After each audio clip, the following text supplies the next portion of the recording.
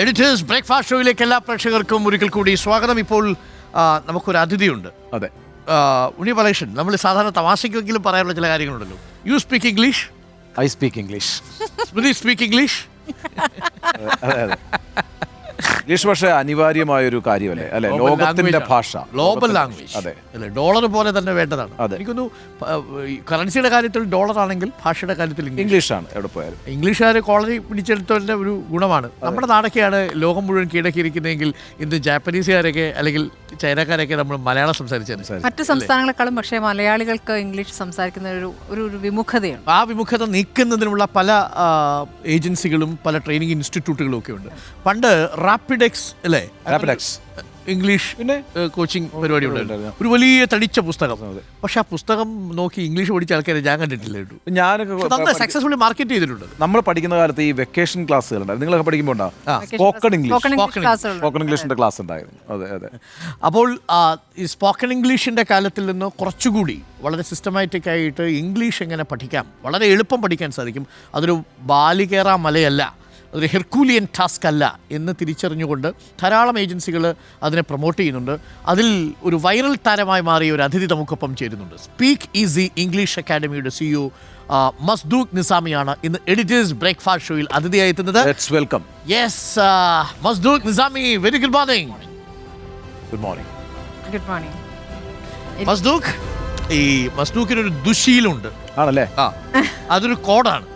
മസ്ദൂഖിന് ദുശീലുണ്ടെന്ന് പറഞ്ഞിട്ട് അതിഥിയെ വിളിച്ചിരുത്തിയിട്ട് നമ്മൾ ആദ്യമേ ദുശീലമുള്ള അതിഥിയാണ് എന്ന് പറഞ്ഞു തുടങ്ങി.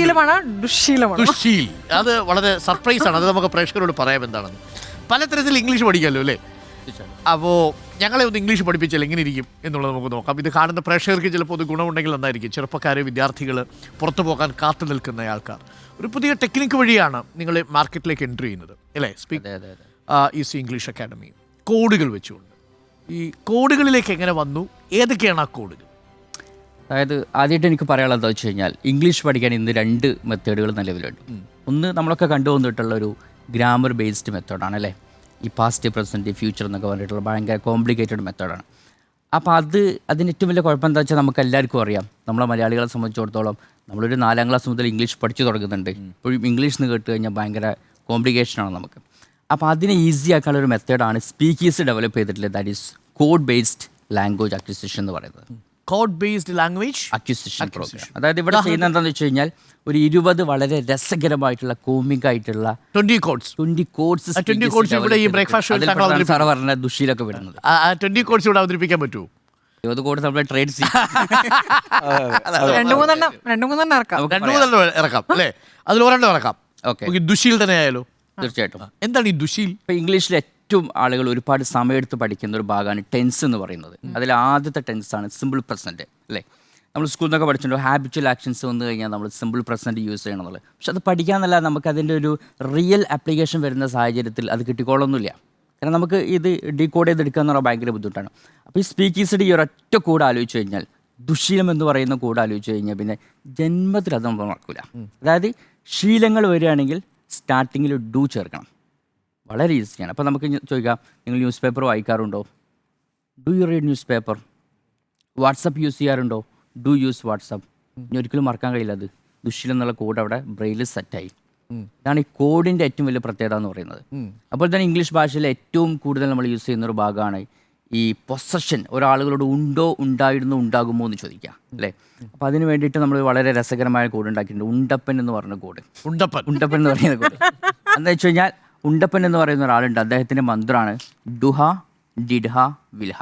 അപ്പോൾ നമുക്ക് ഒരാളോട് ഉണ്ടോ എന്ന് ചോദിക്കണമെങ്കിൽ ഈ ഫസ്റ്റ് ഭാഗം ഡുഹ, അതായത് ഡു യു ഹാവിൻ്റെ ഷോർട്ടാണ് ഡുഹ എന്നുള്ളത്. അത് ആലോചിച്ചാൽ മതി. Do you have Benz car അല്ലെ, ഡുഹ, അതാണ് ഡുഹ. ഉണ്ടായിരുന്നോ എന്നാണെങ്കിൽ ഡിഡ്ഹ, ഉണ്ടാകുമോ എന്നാണ് വിൽഹ.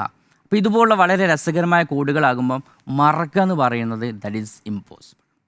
ഓക്കെ. അപ്പോൾ അതുകൊണ്ട് ഏറ്റവും വലിയ ബെനിഫിറ്റ് എന്ന് പറയുന്നത്, ഇപ്പം സാധാരണ ഇംഗ്ലീഷ് പഠനത്തിൻ്റെ ഏറ്റവും വലിയ കുഴപ്പം സാറിനൊക്കെ അറിയാലോ, നമ്മൾ കൂടുതൽ സമയം എടുക്കുന്നത് എന്തിനു വേണ്ടിയിട്ടാണ്? തിയറി പഠിക്കാൻ വേണ്ടിയിട്ടാണ്.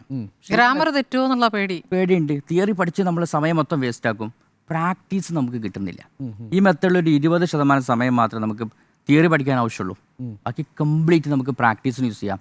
So the result will be amazing. അല്ല, പക്ഷേ ഇതിനകത്തൊരു പ്രശ്നം എന്ന് വെച്ചാൽ, ഇപ്പം നമുക്കത് നിങ്ങളുടെ ഒരു അഷുറൻസ് എന്താണ്? ഇപ്പം ഞാനിപ്പോൾ ആ കോഴ്സിന് വരികയാണ്. ഞാൻ ആ കോഴ്സിന് വരികയും നിങ്ങൾക്കൊരു പൈസ തരണമല്ലോ ഞാൻ ആ കോഴ്സിൽ പഠിക്കണമെങ്കിൽ ചേരണമെങ്കിൽ. അപ്പോൾ അത് കഴിഞ്ഞിട്ട് എനിക്ക് സക്സസ്ഫുൾ ആകാൻ കഴിഞ്ഞില്ല എന്ന് വിചാരിക്കാം, അങ്ങനെയാണ് നിങ്ങളത് റീഫണ്ട് ചെയ്യുമോ പൈസ?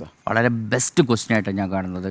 ഇപ്പോൾ ഈ വിഷയത്തിൽ എനിക്ക് പറയാനുള്ളത്, നമുക്ക് ക്വാളിറ്റി ഉണ്ടെങ്കിൽ, നമ്മൾ കൊടുക്കുന്ന പ്രൊഡക്റ്റിൽ സർവീസിൽ നമുക്കൊരു അഷുറൻസ് ഉണ്ടെങ്കിൽ റീഫണ്ടിനെ കുറിച്ച് ധൈര്യത്തിൽ പറയാം.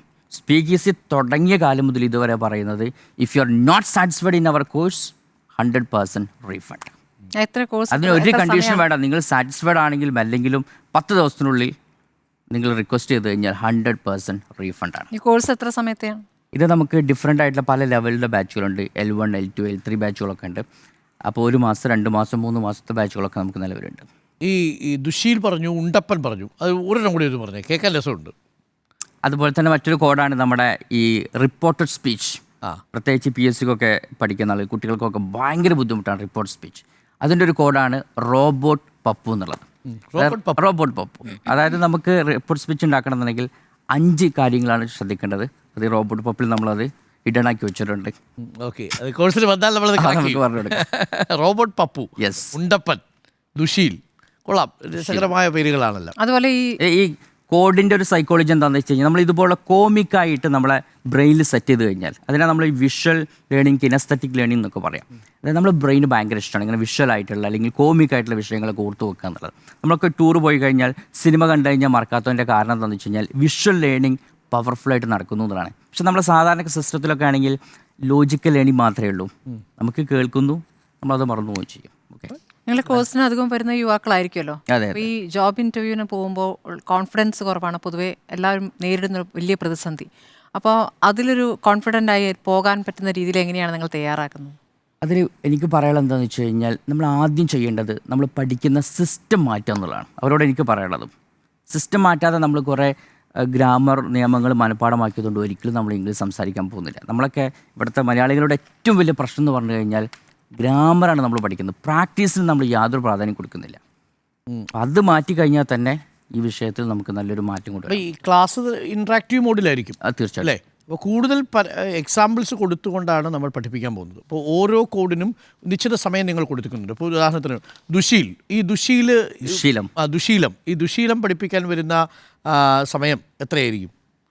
നമുക്ക് എന്ത് വളരെ കോൺഫിഡൻസോട് കൂടി കൊടുക്കാൻ പറ്റുന്നൊരു ടാഗ്ലൈനാ. ഓക്കെ. അപ്പോൾ ടോട്ടൽ ഇപ്പോൾ 60 മണിക്കൂർ ആണ് സാധാരണ കോഴ്സുകൾ. ഇപ്പോൾ ഇംഗ്ലീഷ് ബേസിക് കാര്യങ്ങൾ അറിയുന്ന ആൾ കേട്ടോ, പല ലെവലുള്ള ആളുകളുണ്ടായിരിക്കും, പല നീഡായിരിക്കും കോഴ്സിന് വരുന്ന ആളുകൾക്ക് ഉണ്ടാവാം. അപ്പോൾ അതിൽ ഈ ഒരു L2, അതായത് ഇൻ്റർമീഡിയറ്റ് ലെവലൊക്കെ വരുന്ന കുട്ടിയാണെങ്കിൽ നമുക്കൊരു 60 മണിക്കൂറിൻ്റെ ടോട്ടൽ കോഴ്സിൽ ഒരു 20 മണിക്കൂർ കൊണ്ട് കംപ്ലീറ്റ് നമ്മൾ 20 ടെക്നിക്ക് വരെ പഠിച്ചു തീർക്കും. ഇപ്പോൾ നമ്മൾ ഫസ്റ്റ് ടെക്നിക്കിനെ സ്റ്റാർട്ട് ചെയ്യുന്നത് പ്രണയം വെച്ചിട്ടാണ്. പ്രണയം ടെക്നിക്ക്, ശക്തിമാൻ ടെക്നിക്ക്, ഇങ്ങനെ രസകരമായ കോഡുകളാണ്. അപ്പോൾ അതുകൊണ്ട് വളരെ ഫാസ്റ്റായിട്ട് അവർക്ക് പഠിക്കുക എന്നുള്ളതാണ് ഇതിന് ഏറ്റവും വലിയ ഗുണം. അങ്ങനെയാണെങ്കിൽ ഈ പറയുന്ന ഇപ്പോൾ നമുക്ക് ഈ ഒരുപാട് കുട്ടികൾ പുറത്തേക്ക് പോകുമ്പോഴും ഒരു നഴ്സിംഗ് അടക്കമുള്ള പ്രൊഫഷനിലൊക്കെ ഈ IELTS ഒക്കെ വളരെ പ്രധാനമാണല്ലോ. ഇപ്പം ഞാനിപ്പം നമ്മൾ കേരളത്തിലുടനീളം യാത്ര ചെയ്താൽ എല്ലാ സ്ഥലങ്ങളിലും ഈ ബോർഡുകൾ കാണാൻ കേട്ടോ, ഇത്തരം കോഴ്സുകളുടെ ബോർഡുകൾ കാണാം. അപ്പോൾ അതൊരു അടിസ്ഥാനപരമായ ആളുകൾക്ക് പുറത്തേക്ക് പോകുമ്പോൾ വേണ്ടൊരു യോഗ്യതയാണ്. അതെ അതെ. അതും ഈ പറഞ്ഞാൽ നിങ്ങളുടെ ഈ കോഡ് വെച്ചിട്ട് വളരെ ഈസി ആയിട്ട് അത് ചെയ്യാൻ കഴിയുമോ? കാരണം അത് എല്ലാവർക്കും അങ്ങനെ ഒരു അക്വയർ ചെയ്യാൻ കഴിയാതെ, ഈ IELTS പാസ്സാകാതെ ഇത്തരം കാര്യങ്ങൾക്ക് പോകാൻ കഴിയാതെ പോകുന്ന ആളുകളുണ്ട്. അപ്പോൾ അവർക്ക് ഈ പറഞ്ഞ നിങ്ങളുടെ ഒരു കോഡ് ടെക്നിക്ക് ഗുണപ്പെടുന്ന രീതിയിൽ മാറ്റാൻ കഴിഞ്ഞിട്ടുണ്ടോ? IELTS എനിക്ക് ആദ്യം പറയാനുള്ളത് എന്താ വെച്ച് കഴിഞ്ഞാൽ, ഇപ്പോൾ സ്പീക്കേഴ്സിലെല്ലാം എവിടെ അവർ ജോയിൻ ചെയ്യുകയാണെങ്കിലും ഒരു 3 കാര്യം ആദ്യം അവർ ശ്രദ്ധിക്കണം. IELTSൻ്റെ വിഷയത്തിൽ കോഡിലേക്ക് ഞാൻ വരുന്നുണ്ട്. അത് ഏറ്റവും പ്രധാനം എന്താണെന്ന് വെച്ച് കഴിഞ്ഞാൽ സക്സസ് റേറ്റുള്ള സ്ഥാപനത്തിൽ മാത്രം ജോയിൻ ചെയ്യുക എന്നുള്ളതാണ്. അപ്പോൾ എവിടെയാണെങ്കിലും സക്സസ് റേറ്റ് വളരെ ഇമ്പോർട്ടൻ്റ് ആണ്. കാരണം അവർക്ക് മാത്രമേ വളരെ സിസ്റ്റമാറ്റിക് ആയിട്ടുള്ള ഒരു ടീച്ചിങ് സ്ട്രാറ്റജി ഉണ്ടാവുള്ളൂ. പിന്നെ നല്ല ട്രെയിനേഴ്സ് ഉണ്ടോ നോക്കുക, പിന്നെ റിസൾട്ടിൻ്റെ വിഷയത്തിൽ ഗ്യാരണ്ടി ഉണ്ടോ നോക്കുക. ഇപ്പോൾ സ്പീക്കേഴ്സിൻ്റെ കേസിലാണെങ്കിൽ നമ്മളതിൽ ഒരു കോഡുണ്ട്, നമുക്ക് ലാപ്പ് സീക്രട്ട് എന്നാണ് പറയാം, നമ്മൾ IELTS യൂസ് ചെയ്യും. അതായത് ഒരു സ്റ്റുഡൻറ്റ് സ്പീക്കേഴ്സിലേക്ക് ജോയിൻ ചെയ്യാൻ വേണ്ടി വന്നു കഴിഞ്ഞാൽ അവർക്ക് 3 എലമെൻറ്റുകൾ മിക്സ് ചെയ്തിട്ടാണ് ക്ലാസ് കൊടുക്കുന്നത്. അതിന് Lനെ നമ്മൾ വിളിക്കുന്നത് ലൈവ് ക്ലാസ് എന്നാണ്. അതായത് എല്ലാ ദിവസവും സ്പീക്കേഴ്സിൻ്റെ മാസ്റ്റർ ട്രെയിനേഴ്സിൻ്റെ, ടിസോൾ സർട്ടിഫൈഡ് ആയിട്ടുള്ള മാസ്റ്റർ ട്രെയിനേഴ്സിൻ്റെ ലൈവ് ക്ലാസ്സസ് കംപ്ലീറ്റ് സ്റ്റുഡൻസിന് കൊടുക്കുന്നുണ്ട്. അതാണ് ഏറ്റവും പ്രധാനപ്പെട്ടത്. പിന്നെ സ്പീക്കേഴ്സിന് സ്വന്തമായിട്ട് ആപ്പ് ഉണ്ട്, ആപ്പിലൂടെ എല്ലാ ക്ലാസ്സുകളും, ഇപ്പോൾ സ്പോക്കൺ ഇംഗ്ലീഷ് ആണെങ്കിലും IELTS ആണ് കംപ്ലീറ്റ് കൊടുക്കുന്നത് ഈ ആപ്പിലൂടെയാണ്. ദെൻ തേർഡ്ലി നമുക്ക് ഒരു പേഴ്സണൽ ട്രെയിനർ ഉണ്ടായിരിക്കും അവർക്ക്.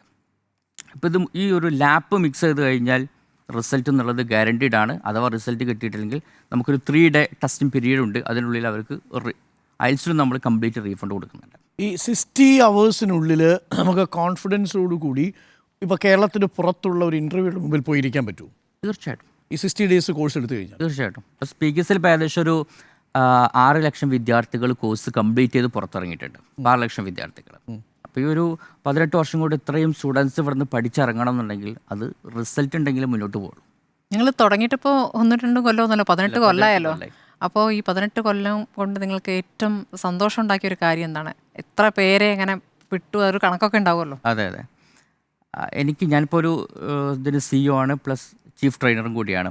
അപ്പോൾ എന്നെ സംബന്ധിച്ചോളം ഇപ്പോൾ സ്പീക്കീസിലൊക്കെ ജോയിൻ ചെയ്യാൻ വേണ്ടി വരുന്ന ആളുകളിൽ നല്ലൊരു ശതമാനം ആൾക്കാരും മുമ്പ് പല രീതിയിൽ ഇംഗ്ലീഷ് പഠിക്കാൻ ശ്രമിച്ച് പരാജയപ്പെട്ടവരായിരിക്കും. അപ്പോൾ അവർ ഇങ്ങനെ പരസ്യം കാണുകയാണ്, കോഡുകളിലൂടെ ഇംഗ്ലീഷ് പഠിക്കാം, 20 കോഡ് ഉണ്ടെന്ന്. അപ്പോൾ അവർ വിചാരിക്കുകയാണ് ഓക്കെ ഇനിയിപ്പോൾ അവസാനമായിട്ട് ഇതും കൂടി പരീക്ഷ നോക്കുക എന്ന് പറഞ്ഞിട്ട് വരുന്നവരായിരിക്കും ഒരു 50%. ബാക്കിയുള്ള ആളുകൾ നമ്മളെ കണ്ടറിഞ്ഞ് വരുന്ന ആളുകളുണ്ട്. അപ്പോൾ ഇവരെ സംബന്ധിച്ചിടത്തോളം നമ്മളൊരു വാശിയാണ്. ഇവിടെ സ്പീക്കീസിൽ കാല് കുത്തി കഴിഞ്ഞാൽ അവർ ഇംഗ്ലീഷ് സംസാരിച്ചേ പുറത്ത് പോകുള്ളൂ എന്നുള്ളത്. അപ്പോൾ അത് അവർ അച്ചീവ് ചെയ്യുമ്പോൾ നമുക്കുണ്ടാകുന്ന ഒരു സന്തോഷമുണ്ട്. അത് ഇതിൽ കിട്ടുന്ന ഫിനാൻഷ്യൽ ബെനിഫിറ്റിനേക്കാൾക്ക് എത്രയോ മുകളിലാണത്. ഇപ്പോൾ ഒരു സാധാരണ വീട്ടമ്മ ഇപ്പോൾ 10ാം ക്ലാസ്സൊക്കെ കഴിഞ്ഞ് അധികം പണിക്കൊന്നും പോകാതെ പുറം ലോകമൊന്നും അധികം കണ്ടിട്ടുള്ളൊരു വീട്ടമ്മയ്ക്ക് ഇംഗ്ലീഷ് പഠിക്കണമെന്ന് തോന്നി. 60 മണിക്കൂർ കൊണ്ട് ആ വീട്ടമ്മയെ അത്യാവശ്യം ഭർത്താവ് വരുന്ന സമയത്ത് വേർ ആർ യു മാൻ എന്ന് ചോദിക്കാൻ പറ്റുന്ന ലെവലിലേക്ക് എത്തിക്കും, കോൺഫിഡൻസിലേക്ക്. നമ്മളിപ്പോൾ ഒരാൾ വരികയാണെങ്കിൽ അല്ല ഇപ്പം നിങ്ങൾ എവിടെയാണെന്ന് ചോദിക്കണം, പിന്നെ വേറെ എന്ന് ചോദിച്ചിട്ട് കാര്യമില്ല. നിങ്ങൾ ഫോൺ എടുത്തിട്ട് ഞാൻ മൊബൈൽ ഫോണിൽ ചോദിക്കില്ലേ വേർ ആർ യു മാൻ? വന്നു കഴിഞ്ഞപ്പോൾ പറയാൻ നമ്മൾ വന്നു കഴിഞ്ഞിട്ട് പിന്നെ ചോദിക്കേണ്ട കാര്യമില്ലല്ലോ. ഒരാൾ ജോയിൻ ചെയ്യാൻ വേണ്ടി വന്നു കഴിഞ്ഞാൽ നമ്മൾ ആദ്യം അവരുടെ ലെവൽ അങ്ങനെ കഥയുണ്ട്, അങ്ങനെ പ്രശ്നമുണ്ട്. ലെവൽ ചെക്ക് ചെയ്തതിന് ശേഷം ബേസിക് ആണോ, ഇൻ്റർമീഡിയറ്റ് ആണോ, അഡ്വാൻസ്ഡ് ആണോ നോക്കിയിട്ട് അതിന് പറ്റിയ ബാച്ചുകളാണ് നമ്മൾ കൊടുക്കാറുള്ളത്. അപ്പോൾ എനിക്ക് തോന്നുന്നത് ലെവൽ 2 ഒക്കെ എടുത്തു കഴിഞ്ഞാൽ വളരെ ഈസി ആയിട്ട് സംസാരിക്കും. ലെവൽ 1 എന്ന് പറയുന്നത് വളരെ ബേസിക് ആണ്. ഇംഗ്ലീഷ് എഴുത്ത് വായനയൊക്കെ ബുദ്ധിമുട്ടുള്ള ആളുകളാണ് ലെവൽ 1 ബാച്ച് എടുക്കാറുള്ളത്. അപ്പോൾ ഈ എഴുത്തിന് നിങ്ങൾ കൂടുതൽ പ്രാധാന്യം കൊടുക്കുന്നില്ല, പ്രധാനം സ്പീക്കിംഗ് ആണ് അല്ലേ? ഈ അഡ്വാൻസ്ഡ് ഇംഗ്ലീഷ് എടുക്കുന്ന ആളുകളുടെ ഒരു ആവശ്യം എന്ന് പറഞ്ഞു കഴിഞ്ഞാൽ അവരുടെ റിട്ടൺ ഇംഗ്ലീഷ് ഒക്കെ ഒന്ന് letter drafting, yes, email writing അതുണ്ട്. അഡ്വാൻസ്ഡ് ഇംഗ്ലീഷിൽ അത് വരുന്നത്. അഡ്വാൻസ്ഡ് ഇംഗ്ലീഷിലുണ്ട്. അപ്പോൾ ലെവൽ 3 ആണോ? ലെവൽ 3. ഓക്കെ. 18 വർഷം ഒരു സ്ഥാപനം നിലനിൽക്കുക, സർവൈവ് ചെയ്യുക എന്ന് പറഞ്ഞാൽ അത് വലിയൊരു സക്സസ് ആണ്. 6 ലക്ഷം പേര് പഠിച്ചിറങ്ങുന്നു. ഈ 18 വർഷത്തിനിടയ്ക്ക് ഇപ്പോൾ ആവറേജ് ഇപ്പോൾ ഒരു 6000 സ്റ്റുഡൻസ് ആണ് ഇപ്പോൾ ആവറേജ് മന്ത്ലി നമുക്ക് അഡ്മിഷൻ വരുന്നത്. ഇപ്പോൾ കഴിഞ്ഞ മാസം ഒരു 5 ഇപ്പോൾ 6 എത്തി. എനിക്ക് തോന്നുന്നു 2-3 മാസം കൊണ്ട് അത് പെർ മന്ത് 10,000 എത്തുന്നതാണ്. നിങ്ങൾക്ക് എത്ര സെന്റേഴ്സ് ഉണ്ട്? നമുക്ക് ടോട്ടൽ നമ്മളെ സംബന്ധിച്ചിടത്തോളം നമുക്ക് ഓൺലൈനായിട്ടും പഠിക്കാനുള്ള അവസരമുണ്ട്, ഓഫ്ലൈൻ ഉണ്ട്. ഓഫ്ലൈൻ ആണെങ്കിൽ കേരളത്തിലുടനീളം ബ്രാഞ്ചസ് ഉണ്ട്.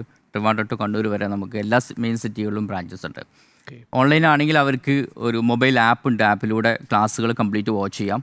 പിന്നെ അവരുടെ ഏറ്റവും വലിയ പ്രശ്നം എന്താ വെച്ച് കഴിഞ്ഞാൽ സംസാരിച്ച് പ്രാക്ടീസ് ചെയ്യുക എന്നുള്ളതാണ്. അപ്പോൾ അതിന് വേണ്ടിയിട്ട് നമുക്ക് ഒരു പേഴ്സണൽ ട്രെയിനറെ നമ്മൾ അവർക്ക് കൊടുക്കും. Okay, that's interesting Masdookh. വളരെ സന്തോഷം. എനിക്കൊന്നു കൂടുതൽ ആളുകൾ ഇംഗ്ലീഷ് സംസാരിക്കട്ടെ അല്ലേ? ഒരുപാട് കണ്ടിട്ട് ഇനി കുറച്ച് ആളുകൾക്ക് പോകാൻ തോന്നുകയാണെങ്കിൽ അതെ ചെയ്യാം. മസ്ദൂഖ്, അറ്റ് പ്രസന്റ് എത്ര സ്റ്റുഡൻസ് ആണ് നിങ്ങൾക്കുള്ളത്? എത്ര അധ്യാപകർ? അങ്ങനെ എങ്ങനെയാണ് നമുക്കൊരു 300+ ട്രെയിനേഴ്സ് ഇപ്പോൾ ഓൾറെഡി വർക്ക് ചെയ്യുന്നുണ്ട്. ഓൺ ഫീൽഡിലുണ്ട്. Yes. Okay, that's good number. Okay, thank you മസ്ദൂഖ്. Okay, thank you very much. അപ്പോൾ ഇനി ഉയരങ്ങളിലേക്കൊക്കെ പോകട്ടെ, കൂടുതൽ ആളുകൾ ഇംഗ്ലീഷൊക്കെ പഠിപ്പിക്കുക. All the best. Okay, all the best. ഈ വിദേശത്ത് നിന്ന് ആരെങ്കിലും വന്ന് ഈ ഒരു ടെക്നിക്കിനെ അപ്രീഷിയേറ്റ് ചെയ്തിട്ടുണ്ടോ? എങ്ങനെ? അതായത് പുറത്തുനിന്നൊക്കെ വന്നിട്ട് ഇംഗ്ലണ്ടുകാർ വന്നിട്ട് സായിപ്പ് വന്നിട്ട് ഇതുവരെ അവരറിയിച്ചിട്ടില്ലല്ലോ ഈ വിവരം? UK-ലൊക്കെ ഇംഗ്ലീഷ് പഠിപ്പിക്കാൻ വേണ്ടി മലയാളം അധ്യാപകരെ പിന്നെ അപ്പോയിന്റ് ചെയ്യുന്നുണ്ട്. അങ്ങനെ ഭയങ്കര കൗതുകരം. അതൊരു ട്രെയിനർ ഇപ്പോൾ ഓൾറെഡി അവിടെ ഐൽസ് സെന്റർ വർക്ക് ചെയ്യുന്നുണ്ട്. നമ്മൾ സ്പീക്കേഴ്സിൽ പഠിച്ച ഒരാളാണ്. മാത്രമല്ല നോക്കൂ, ദുശീലത്തിലൂടെ ഇംഗ്ലീഷ് പഠിക്കാം. അതേപോലെ കേൾക്കരുത്. Okay, thank you. Okay, thank U.